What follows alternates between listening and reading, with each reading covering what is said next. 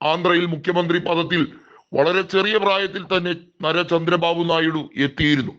അന്നൊക്കെ മുഖ്യ എതിരാളിയായിരുന്ന YS രാജശേഖര റെഡ്ഡിയെ അട്ടിമറിയിലൂടെ തോൽപ്പിച്ച് അധികാരത്തിലേക്ക് എത്തുന്ന സാഹചര്യം ഉണ്ടായിരുന്നപ്പോഴൊക്കെ അദ്ദേഹത്തിന്റെ പ്രായം വെറും 40കളുടെ തുടക്കമായിരുന്നു എന്ന് ഓർക്കണം. 70ലേക്ക് എത്തിയിരിക്കുന്ന ചന്ദ്രബാബു നായിഡുവിനെ സംബന്ധിച്ചിടത്തോളം നരേന്ദ്രമോദിയെ ഒരു പാഠം പഠിപ്പിക്കാൻ കിട്ടിയിരിക്കുന്ന സുവർണ അവസരം കളഞ്ഞു കുളിക്കാൻ അദ്ദേഹത്തിന് മനസ്സ് വരുന്നില്ല. രാഹുൽ ഗാന്ധിയുടെ തെരഞ്ഞെടുപ്പുമായി ബന്ധപ്പെട്ട അഴിമതിയെ ചൂണ്ടിക്കാട്ടി നടത്തുന്ന വലിയ തരത്തിലുള്ള വോട്ടധികാർ റാലി അത് ഈ രാജ്യത്താകമാനം കോളിളക്കം സൃഷ്ടിക്കുന്നു എന്നാണ് ചന്ദ്രബാബു നായിഡു വ്യക്തമാക്കുന്നത്. രാഹുൽ ഗാന്ധി അഭിനന്ദിക്കാനും മറക്കുന്നില്ല. തന്റെ ശിഷ്യൻ കൂടിയായിരുന്ന പാർട്ടിയിലെ മുൻ നേതാവായിരുന്ന രേവന്ത് റെഡ്ഡി ഇപ്പോൾ തെലങ്കാന മുഖ്യമന്ത്രിയാണ് എന്നുള്ളതും അദ്ദേഹം അഭിമാന പുരസരം അവിടെ വികസനം കൊണ്ടുവരുന്നു എന്നുള്ളതും വെട്ടിത്തുറന്ന് പറയാനാണ് ചന്ദ്രബാബു നായിഡു ശ്രമിക്കുന്നത്. നമുക്കറിയാം, തെലങ്കാനയാണ് BJP അധികാരം പിടിച്ചെടുക്കാൻ ശ്രമിക്കുന്ന ദക്ഷിണേന്ത്യയിലെ മറ്റൊരു സംസ്ഥാനം. കഴിഞ്ഞ ലോക്സഭാ തെരഞ്ഞെടുപ്പിൽ തെലങ്കാനയിൽ BJPയും കോൺഗ്രസും 8 വീതം ലോക്സഭാ സീറ്റുകൾ നേടി. BJP അവിടെ 40-ലധികം നിയമസഭാ മണ്ഡലങ്ങളിൽ വളരെ വ്യക്തമായ ഭൂരിപക്ഷം നേടിയെടുത്തു. അതായത് നിയമസഭാ തെരഞ്ഞെടുപ്പിലേക്ക് എത്തി നിൽക്കുമ്പോൾ തെലങ്കാനയിൽ BJP കർണാടക നഷ്ടപ്പെട്ടെങ്കിൽ തെലങ്കാനയിലൂടെ അധികാരത്തിലേക്ക് ദക്ഷിണേന്ത്യയിൽ വരാം എന്ന് വിചാരിക്കുന്നിടത്താണ് ചന്ദ്രബാബു നായിഡു അതെല്ലാം പൊളിച്ചടിക്കുന്നത്.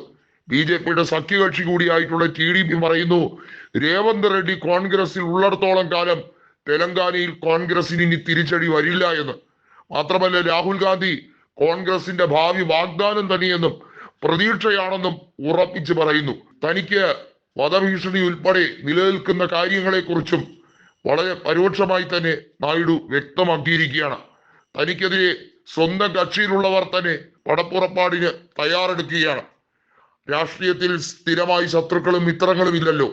ഇന്നലെ വരെ മിത്രങ്ങളായി കൂടെ നിന്നവർ ഇപ്പോൾ സ്വന്തം മുന്നണിക്കകത്ത് കയറി അള്ളുവെക്കുകയാണെന്നും അവരെ വളരെ വൈകാതെ പുറത്താക്കുമെന്നും BJPയുമായി പ്രത്യേകം ഒരു കരാറൊന്നുമില്ലെന്നും എപ്പോ വേണമെങ്കിലും സഖ്യം ഉപേക്ഷിക്കാവുന്നതേ ഉള്ളൂ എന്നും തനിക്ക് ശരിയെന്ന് തോന്നുന്നത് താൻ ചെയ്യുമെന്നും നായിഡു വളരെ വ്യക്തമായി അസന്നിഗ്ധമായി പറഞ്ഞു കഴിഞ്ഞിരിക്കുന്ന സാഹചര്യമാണ്. ഇത് അമിത്ഷായെയും കേന്ദ്ര സർക്കാരിനെയും വല്ലാതെ വിറളി പിടിപ്പിക്കുന്ന ഒരു കാര്യമാണ്. നമുക്കറിയാം, കേന്ദ്ര ആഭ്യന്തരമന്ത്രിയായ അമിത്ഷായുടെ പല രീതിയിലുള്ള നാൾ വഴികളെ കുറിച്ച്. അദ്ദേഹം ജസ്റ്റിസ് ലോയയുടെ മരണവുമായി ബന്ധപ്പെട്ട വിഷയത്തിൽ അദ്ദേഹത്തിന് പങ്കുണ്ട് എന്ന ആരോപണം അതിശക്തമായിരുന്ന സമയമുണ്ടായിരുന്നു. ഇപ്പോഴും അതിന്റെ ദുരൂഹതകൾ നീങ്ങിയിട്ടില്ല.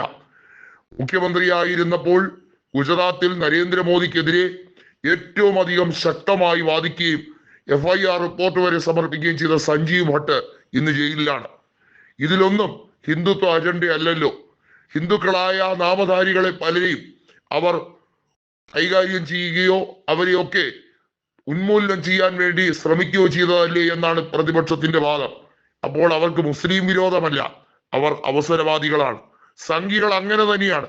അവർക്ക് രാജ്യത്തോട് പ്രത്യേക സ്നേഹമോ മമതയോ ഇല്ല.